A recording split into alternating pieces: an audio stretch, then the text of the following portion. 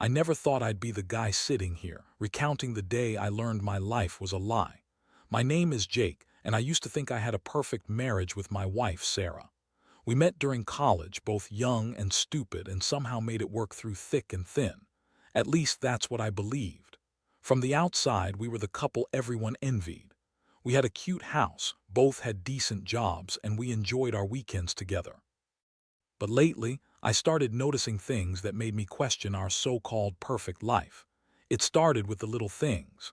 Sarah began keeping her phone glued to her side, always texting and swiping even when we were watching TV together. I tried to ignore it.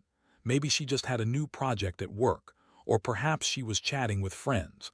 But my gut told me something else. I noticed she would get defensive if I asked about her phone or who she was texting.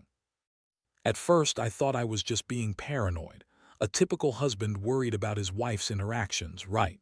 But as the weeks went by, the changes became impossible to ignore. One Friday evening, I came home early from work, eager to surprise Sarah with dinner. I wanted to rekindle some of that old spark. As I entered the house, I felt a strange tension in the air. The first clue something was off was her reaction when I walked in. She jumped, almost as if caught in the act. I brushed it off, but a nagging feeling scratched at the back of my mind. After dinner, she excused herself to take a call in the other room.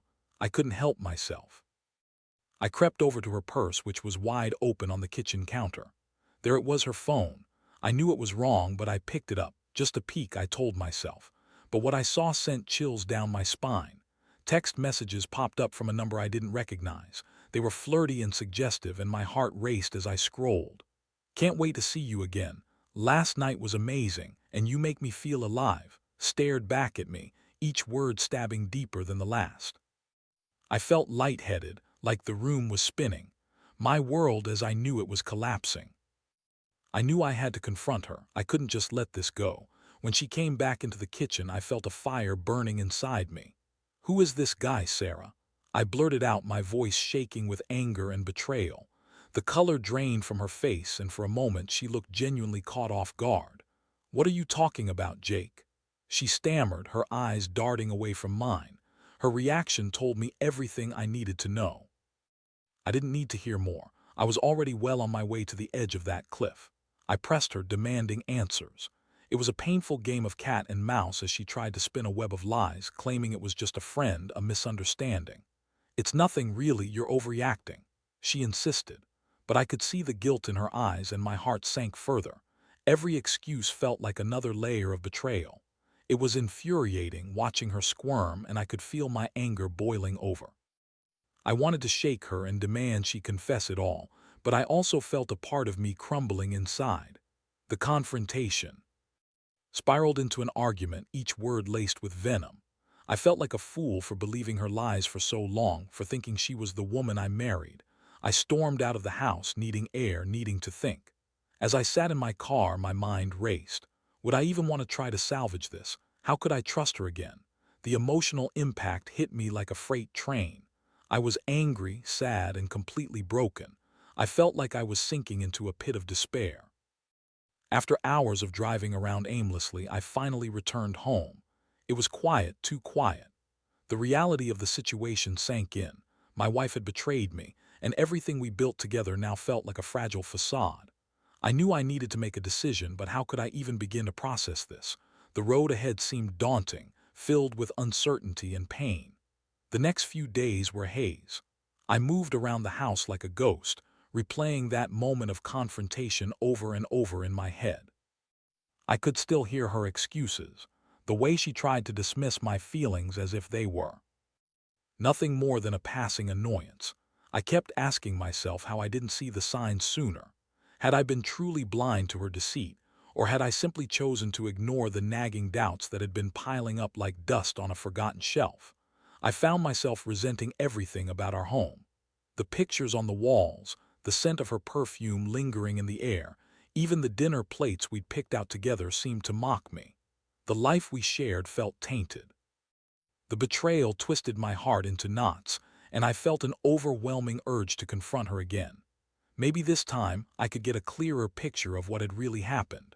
One afternoon, I decided to snoop a little more. I knew it was wrong, but I needed answers. I spent hours going through her things, searching for any shred of evidence that would validate my suspicions.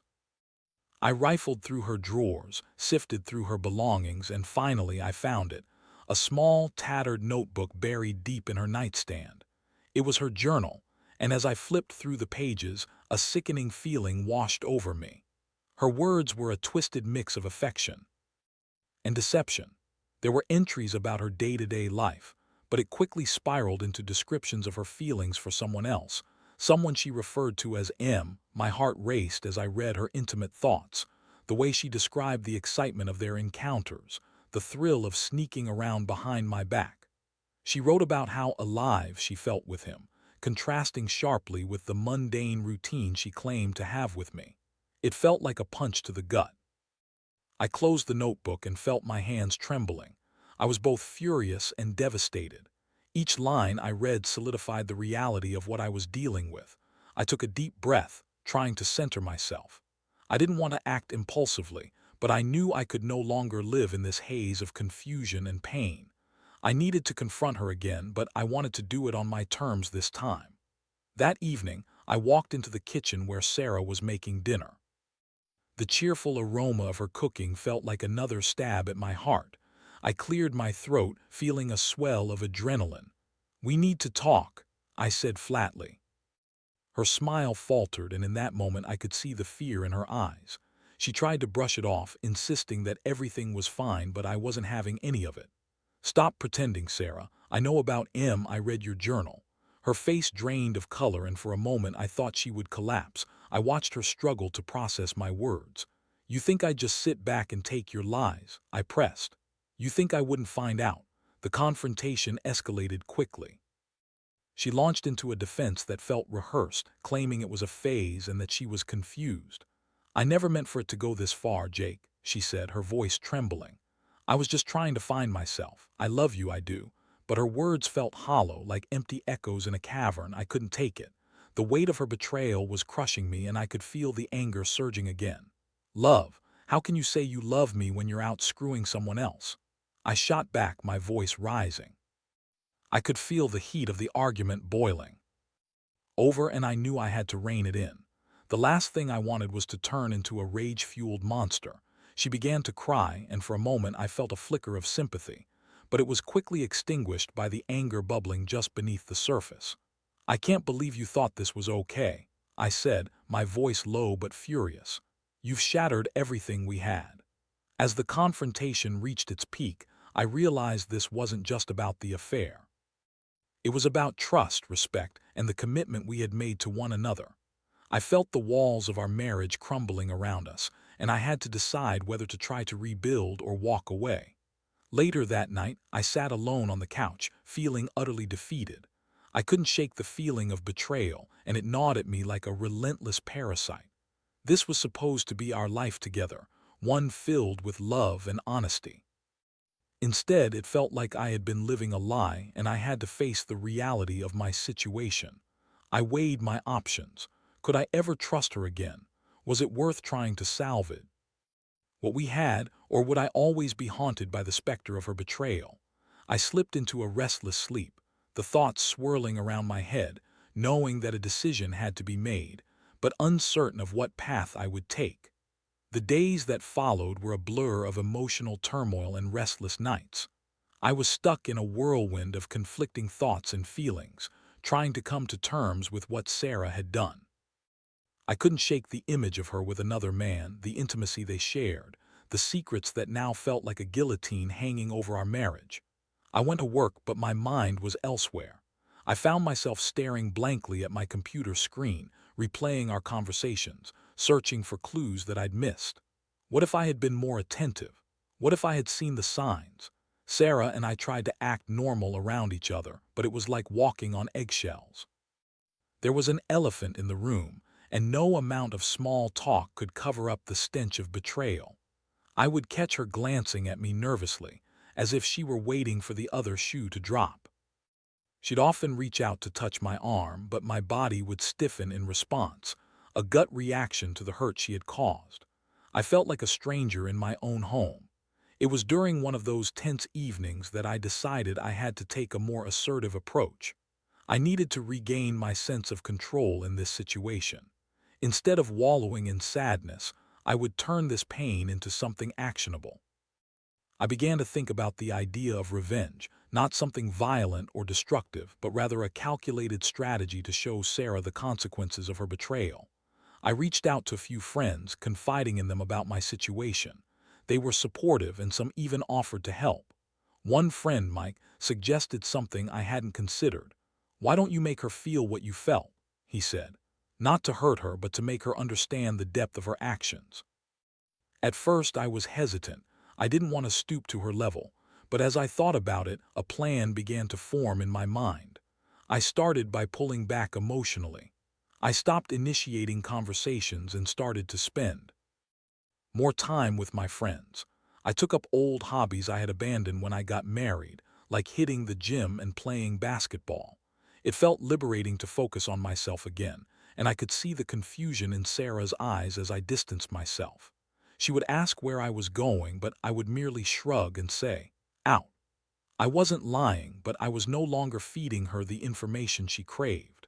I also started to flirt with the idea of dating again. I signed up for a dating app, mostly out of curiosity but also to test the waters. It felt strange swiping through profiles while still married, but I told myself it was part of my plan. I wanted Sarah to see that I was moving on, that her betrayal had consequences. I even matched with a few women and exchanged light-hearted messages. It was all harmless fun, but it also felt empowering to know that I was still desirable. But as I immersed myself in this new routine, I felt a shift in my emotional state. I was starting to enjoy life again, despite the chaos swirling around my marriage. I had reclaimed my identity outside of being Sarah's husband. When I'd come home from hanging out with friends, I could sense Sarah's anxiety. She began to question me more, asking about my new friends and what I was doing. I could almost see the realization dawning on her that she might lose me for good. One night, I had plans to go out with Mike and a couple of guys from work. I was looking forward to it, just a night of laughter and camaraderie. As I got ready, I noticed Sarah pacing around the house, her worry palpable. "Are you really going out again?" she asked, her voice tinged with desperation. "Yeah, I am," I replied nonchalantly, not bothering to hide my indifference. I could see the hurt flash across her face. "Why, do you have a problem with it?" "No, it's just, you seem different lately," she said, her voice wavering. I worry about us." Her words struck a chord, and for a moment I felt a pang of guilt. But I quickly brushed it aside. This was all part of my plan. I needed her to understand the gravity of what she had done. "I'm just trying to have a life outside of this house," I said, keeping my tone flat. "Maybe you should try it too." I left that night feeling a mix of triumph and sadness. I was getting under her skin, making her feel the vulnerability I had felt for so long. But even as I reveled in this newfound power, I couldn't help but wonder if I was becoming the very thing I despised, the master manipulator. As the weeks dragged on, Sarah's behavior became increasingly erratic. She tried to keep up appearances, cooking dinner and making small talk, but I could sense the cracks forming in her facade.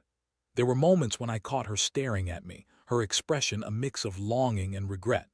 I was playing my role to perfection, but I also felt as if I was losing a part of myself in the process. One evening, I returned home after yet another night out. I was feeling good, maybe a little too good, when I walked in and found Sarah sitting on the couch with tear-stained cheeks. She looked up at me, and for the first time I saw vulnerability. "We need to talk," she said, her voice barely above a whisper. I paused, the weight of her words hanging in the air. I didn't know what to expect, but a part of me felt a strange mix of hope and dread. Would this be the moment she finally faced the consequences of her actions? Would she finally understand the pain she had caused? As I took a seat across from her, I braced myself for whatever was about to unfold. "Jake, I'm sorry," Sarah began, her voice trembling as she struggled to meet my gaze. The tears glistened in her eyes, and for a moment I felt a flicker of compassion. But just as quickly as it appeared, that compassion was drowned by the wave of anger and hurt that had been building inside me. "I never wanted to hurt you. I made a terrible mistake and I realize that now. I held my breath, waiting for the rest of her apology, the one that would explain everything. But as she continued, her words felt rehearsed, like she was trying to convince me of something that even she didn't fully believe. I got caught up in something I didn't understand. It was just a fling, Jake, something to fill a void, but it doesn't mean I don't love you. Love. I interrupted, unable to contain my frustration. How can you say that after everything? You said you felt alive with him, you wrote about it in your journal, you didn't just make a mistake, you actively chose to betray me. Her face contorted in anguish and I could see the guilt etched deep into her features. I know I've messed up, but I want to fix this. I'll do whatever it takes. Just give me a chance to show you. I leaned back, crossing my arms, feeling the tension coil tighter in my chest. Could I really forgive her? Did I even want to? I had spent weeks building up a wall around my heart, and now she was trying to tear it down with empty promises. What could you possibly do to make this right? I asked, my voice dripping with skepticism.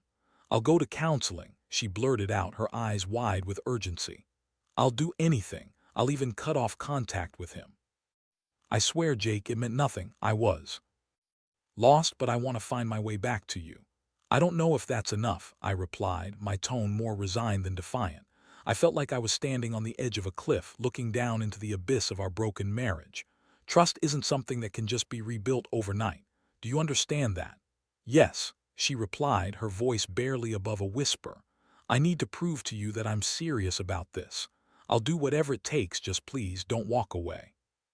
Her desperation tugged at something deep inside me. I wanted to believe her, wanted to believe that our love could survive this. But with every word, I felt the weight of betrayal pressing down on me. I needed more than just her promises. I needed action, accountability, and time to heal. Let's take this one step at a time, I finally said, my voice steadier than I felt. You need to show me through your actions that you can be trusted again. I can't just jump back into this like nothing happened. Sarah nodded vigorously, her face brightening with hope. Thank you, Jake. Promise I'll work on myself. I'll show you that I can be the wife you deserve. As the conversation wound down, I felt a mixture of relief and lingering doubt. I had given her a chance, but I knew the road ahead would be fraught with challenges. Trust wouldn't come easy, and I wasn't sure if I was ready to expose my heart to more pain. Over the next few weeks, Sarah did seem to make an effort. She started attending counseling sessions, and for the first time in a long time, she began to open up about her insecurities and the issues that had led her to seek validation outside our marriage. I found it difficult to listen sometimes. Her vulnerabilities were both enlightening and painful to hear. But as I watched her work on herself, I also found myself grappling with my own emotions. I had been so consumed by my anger and hurt that I hadn't taken the time to reflect on my own role in our marriage. I wasn't blameless. I had been neglecting my emotional needs and had allowed our relationship to stagnate. As Sarah began to change, I was forced to confront my own shortcomings too. I started seeing a therapist to help me process my feelings, to understand why I had let things get to such a low point. It was a difficult journey, one filled with self-reflection and a lot of uncomfortable truths. In the midst of all this growth, I still felt a wall between us. I was slowly learning to forgive, but every now and then I'd catch myself replaying memories of her betrayal, and the pain would resurface. I found it hard to completely trust her again, and the echoes of her infidelity were like shadows that trailed behind us. One evening, after weeks of progress, we sat down for dinner. Sarah had gone all out, cooking my favorite meal, and she looked radiant. For a moment, I saw the woman I fell in love with. But then, out of nowhere, the weight of our past loomed over me, and I couldn't help but ask the question that had been gnawing at me for weeks. Do you think you'd do it again? I asked, my voice tense. Her eyes widened with shock and she shook her head emphatically. No, Jake, I've realized how much I could lose. I'm committed to us. Are you really? I pressed, feeling the walls of uncertainty close in. Can you honestly say that you won't betray my trust again? She hesitated for a moment and I could see the fear in her eyes. I can't predict the future, but I'll do everything in my power to prove to you that I'm devoted to making this right. I want us to work, Jake. I love you. In that moment, I saw the sincerity in her eyes, and for the first time I felt a glimmer of hope. But I also knew that love alone wouldn't fix everything. We had a long road ahead of us, and it would take hard work, patience, and the willingness to confront our demons together. There was a fragile thread between us that needed nurturing, and I was determined to see if it could hold. Yet, as I sat there, my heart heavy with the weight of our reality, I couldn't shake the feeling that this was just the beginning of a much larger fight. Would we come out stronger, or would we both end up breaking under the pressure? Only time would tell. As the weeks turned into months, Sarah and I continued down the rocky path of rebuilding our relationship. Each day was a new test of patience, trust, and commitment. Some days were filled with laughter and hope, while others were marred by the shadows of her betrayal. I felt like I was riding an emotional roller coaster, and while I was cautiously optimistic, the scars of the past remained fresh. Sarah was still attending therapy, and I could see her making genuine efforts to unpack her feelings. She had started being more communicative, sharing her thoughts about her past mistakes and even expressing vulnerability about her insecurities. In a way, it felt like we were getting to know each other all over again, but every glimmer of progress was often overshadowed by moments of doubt. One evening, we decided to go on a date, something we hadn't done in ages. I thought it would be a good way to reconnect and break away from the tension that had become our new normal. We went to a restaurant we used to love, and the ambience was filled with laughter and the clinking of glasses. For a moment, I felt a sense of nostalgia wash over me, and it was nice to just enjoy each other's company without the weight of our issues hanging over us. But as the evening progressed, I couldn't shake the feeling of unease. I found myself glancing at her phone more often than I wanted to admit. What if she was still communicating with M? The thought sent a pang of anxiety through my chest. I knew I had to trust her, and yet the memories of her betrayal were like a shadow lurking just behind me. "Are you okay?" Sarah asked, breaking my train of thought. I looked up to see concern etched on her face. "Yeah, just thinking," I replied, forcing a smile. "About what?" she pressed, her brow furrowing. I hesitated, weighing my options. Should I voice my fears, or would that just reignite the insecurity I was trying to quell? "I guess I just want us to be okay," I said finally, keeping my tone light. She nodded, reaching across the table to take my hand. "I want that too, Jake. I really do. I'm committed to making this work." As we finished dinner, I could sense that Sarah was on edge as well. It was evident that both of us were still navigating the minefield of emotions resulting from her infidelity. I wondered if we'd ever truly be free of that burden. After dinner, we decided to take a walk in the nearby park. The air was crisp, and the setting sun cast a warm glow over everything. I allowed myself to relax a little, and for the first time in a while, I felt a semblance of hope. As we strolled along the path, we chatted about everything and nothing, and the laughter came more easily. But then, out of nowhere, my phone buzzed in my pocket. I pulled it out to check the notification, and my heart sank as I saw the name of a mutual friend, Rachel, pop up. She was messaging me about a party the following weekend. My mind immediately raced with paranoia. Would Sarah think I was planning to go out with someone else? I didn't want to provoke any insecurities, but I also didn't want to hide things from her. When I looked up, I found Sarah studying me intently. "What is it?" she asked, her voice tense. "Just a message from Rachel about a party," I replied, trying to keep my tone casual. Her expression shifted, and I could see the tension build in her posture. "Are you going?" "I don't know yet," I said carefully. "It's just an invitation." "Just an invitation," she echoed, her voice rising slightly. "After everything we've been through, you're still considering going out with friends." The tension in the air was palpable, and I could feel my heart race. "I'm not trying to hide anything from you," I said defensively. "I thought we were working on trust here." She huffed, crossing her arms. "Trust isn't just a word, Jake. It's actions. How can I trust you when you're still entertaining the idea of going out without me?" I took a deep breath, trying to remain calm. "It's not about hiding anything, it's about living my life too. I need to have my own space, just like you're trying to rebuild your life." The argument escalated from there, each of us digging our heels in, unwilling to back down. It was as if the walls we were trying to build between us had come crashing down, exposing the raw wounds we thought were healing.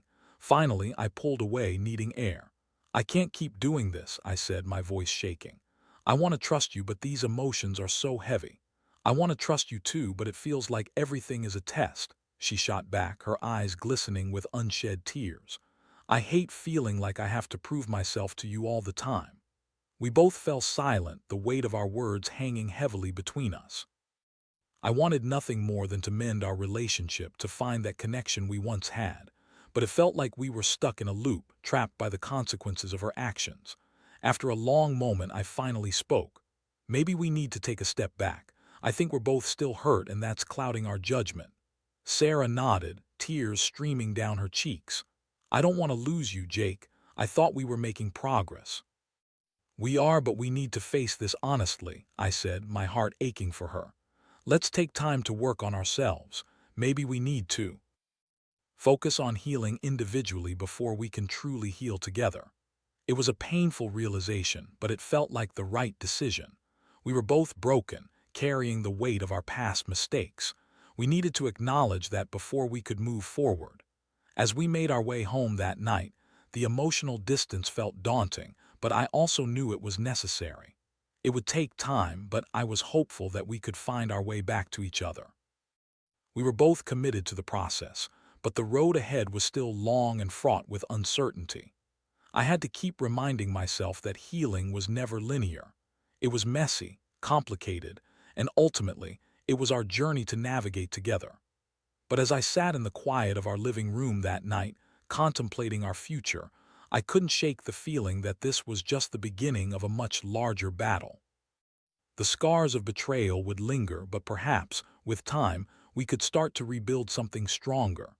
In the weeks that followed our decision to focus on personal healing, I found myself in a state of introspection.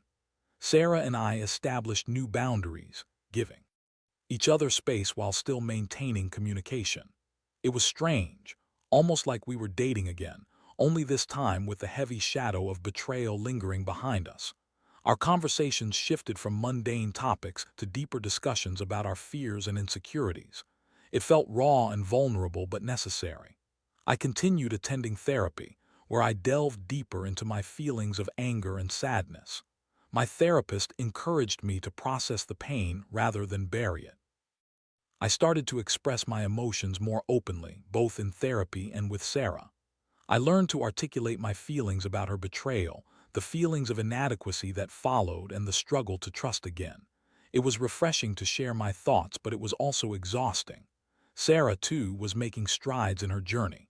She was actively working on herself, engaging in therapy, and reflecting on her motivations for the affair. I could see her growth, and it sparked a flicker of hope inside me. I had to remind myself that forgiveness would take time, but it was important to recognize her efforts. One evening, after a long day at work, I came home to find Sarah waiting for me, an anxious expression on her face. She had been cooking, and the aroma of her food filled the air. As I sat down at the dinner table, I noticed she had set it up beautifully, complete with candles and flowers. I felt a flutter of warmth in my chest, but the underlying tension still lingered. "Jake, I wanted to talk," she began, her voice steady despite the nervousness in her eyes. "I've been doing a lot of thinking, and I realize how much I've taken for granted. I want to make things right, not just by words but by actions." I nodded, encouraging her to continue.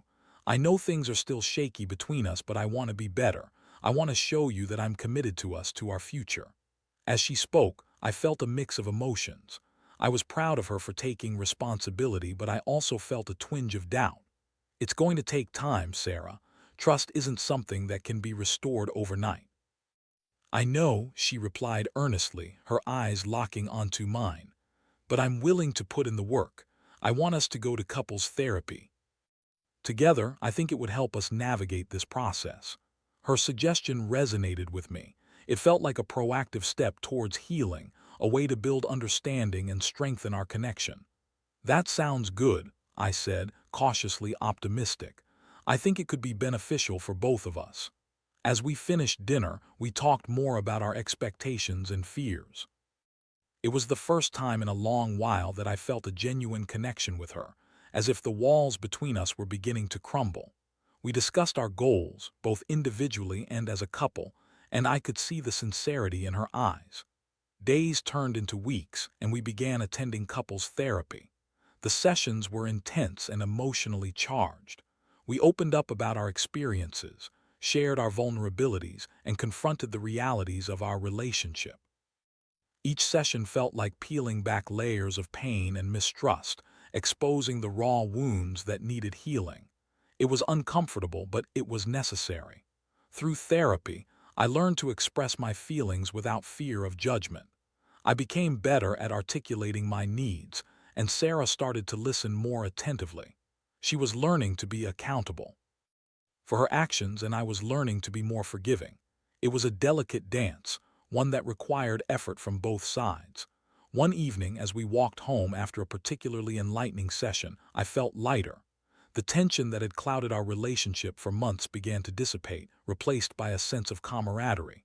"Thank you for being patient with me," Sarah said softly, squeezing my hand. "I know it's been hard, but I truly appreciate your willingness to work on this together." "It's not easy," I admitted, "but I want to believe in us. I want to get back to a place where we can be happy again." As the weeks turned into months, I started to notice significant changes in our relationship. We were communicating more effectively, and there were moments filled with laughter that felt genuine. I found myself smiling more, and it felt good. I couldn't deny that I was starting to regain a sense of trust. However, I remained realistic. I knew that the scars of the past wouldn't vanish completely.